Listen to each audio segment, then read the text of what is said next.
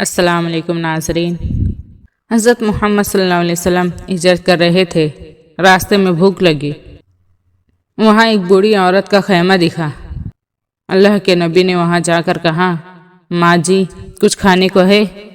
اس بڑھیا نے کہا، بیٹا قحط کا زمانہ ہے، کچھ نہیں ہے۔ وہاں پر ایک بکری کھڑی تھی، بہت کمزور سی۔ آپ صلی اللہ علیہ وسلم نے کہا، اماں میں اس کا دودھ نکال لوں؟ بڑھیا نے کہا، بیٹا یہ تو اتنی کمزور ہے، یہ کیا دودھ دیں گی؟ آپ صلی اللہ علیہ وسلم نے کہا، آپ اجازت دو۔ بڑھیا نے کہا کہ لے لو۔ وہ بڑھیا آپ صلی اللہ علیہ وسلم کو غور سے دیکھنے لگی کہ یہ کون ہے۔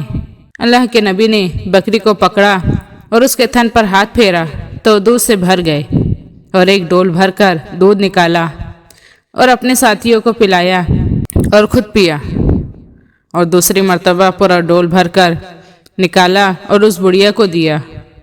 وہ بڑھیا لے کر چلی گئی۔